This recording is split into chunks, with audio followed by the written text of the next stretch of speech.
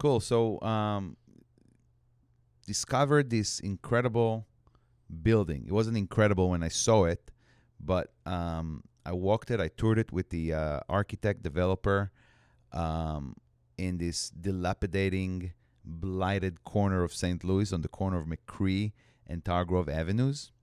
And he's pointing out to the art deco qualities of this building that used to be a filling station.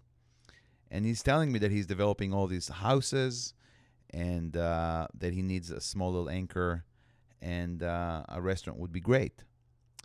And I immediately fell in love with this building. I don't ask me why. It was just a gut feeling, for that matter. And it was so unusual, and it was unusual like I thought I should be doing. I didn't want to open a storefront for my first restaurant.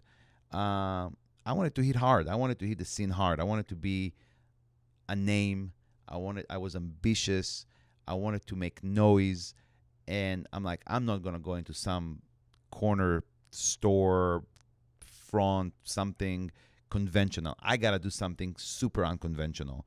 And this building, fit my idea. But there was more to it. I started learning about the history of this neighborhood and how hard it was hit because of a lot of reasons. One thing we haven't even discussed is I'm very, very politically motivated. And a lot of that plays a role in how I do things and how but I thought this neighborhood deserves a chance. And that's when, I told myself, hey, Ben, you're more than just opening a restaurant. You're doing something greater.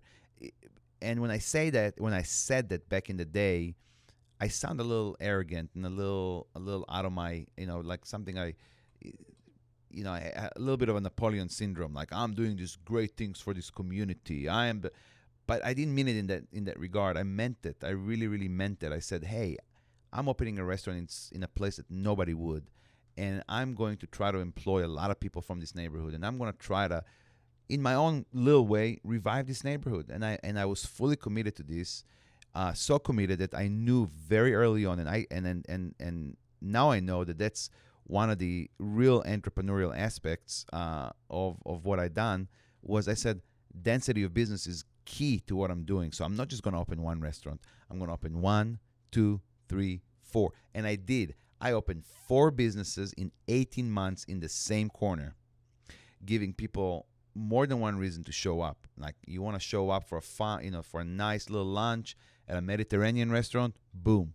You want to have a little glass of wine at nighttime, boom. You want to have a little coffee and croissant at my patisserie, boom. But also, do you want to have the most expensive meal in St. Louis, one of the most impressive wine lists? You could do that too. Boom. And that was that was really ambitious. I got to tell you, that was ambitious. So I had nobody, very few people that people believed in me, but believed that this could become what it has become. The people that really, really believed in me are now my business partners. Those are the couple that came into my salami shop, and when I told them about it, they said, you drive it. We'll be there. We'll be there to support you. How far was the salami shop from where we are today?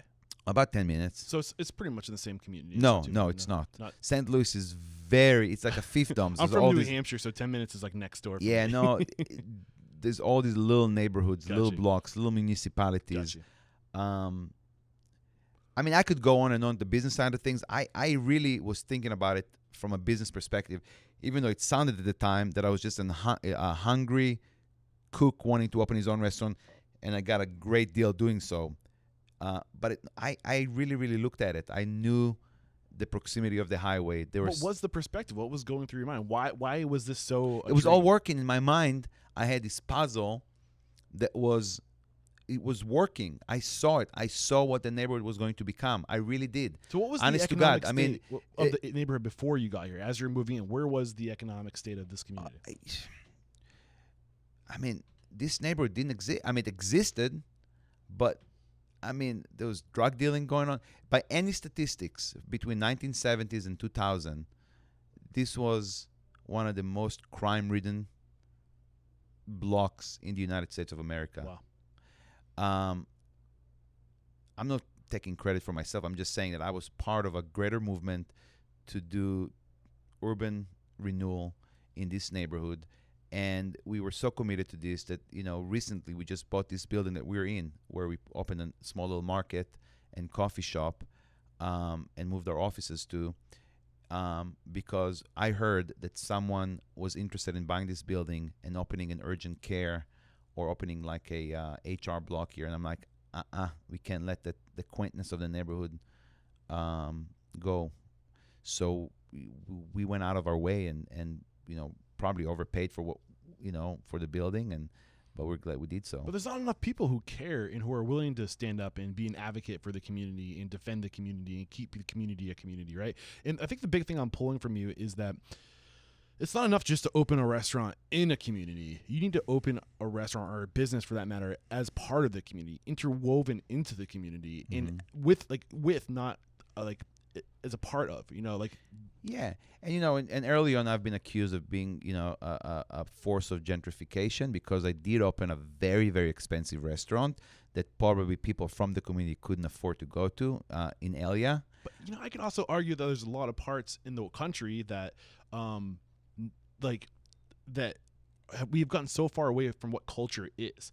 I think I'm not really proud of what American culture became for a certain period, right? Really got really far away from craftsmanship, right? And just going to the corner and buying some cheap stuff. Like, you need to inject culture back into communities. Right. So I mean, there's a little bit of a give and take there. Would you agree? 100%. And my thing was, hey, I'm not just opening one restaurant here. If I had done that, those I guess characterization or accusations maybe were legitimate. But I was opening several businesses with several different price points. I'm going to give you a quick statistics.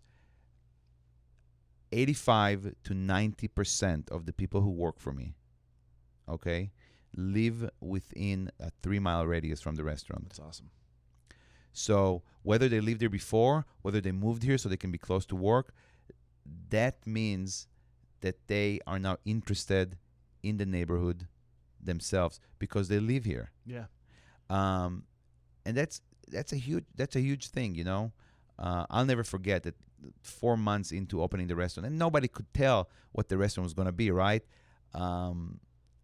Whether it's going to be successful or not. I mean, it's still the kind of, but I'll never forget that it was a Saturday night, and I was looking at at this parking lot right there, and I saw $500,000 worth of cars in my parking lot in McCree Town. And I said to myself, that in and of itself is an accomplishment, because these people would have never showed up here unless there was something here for them. I love it. To come to. And so that alone told me we're onto something, and so community involvement, not the everyday community involvement. I don't go to the community things. But just being here and just providing work and just, doing cool stuff and employing a gardener full time to beautify. We don't have to do that, but it's helping ourselves by helping the community, by helping ourselves. It's this beautiful cycle, There's just this thought, the school of thought, and I think we are hardwired as humans when we think of growth, or at least as Western school of thought. Growth is outward. Growth is bigger, faster, more money. That's growth. But real true growth comes when you go deep, right? When you put that, you don't put that energy into the limbs to go out. You put that energy into your roots to make your roots, your community, the foundation stronger, your people stronger. And when you build everything up, deeper and around you, like that results in lateral growth. That's the outcome of doing the little things right and putting the energy into taking care of the people right immediately in your community, not two That's communities profound. down. I never thought of it in the in Right, in that and way. that's what I'm picking up from you. It's almost like the Zingerman's effect, right? We have Zingerman's in Ann Arbor, and they Right. chose to, instead of doing Zingerman's delicatessen all over the place in every city in the country, they said, well, why don't we just do a Zingerman's Roadhouse, a Zingerman's Coffee House, and let's just make this block, this corner, the best corner in America. And look where they are today. I mean, I think Right. they're doing like 25 million between Right. their restaurants and all Right. the other businesses by investing in the people immediately, like on their block. It's so powerful. It's the hard way. And that's It's what we've absolutely done. the hard way. That's but really it's what the right we've way. done. Yeah. I mean, we have a restaurant that's not far away from here, another restaurant, but 6 out of our 7 businesses are within our, are right here in that corner.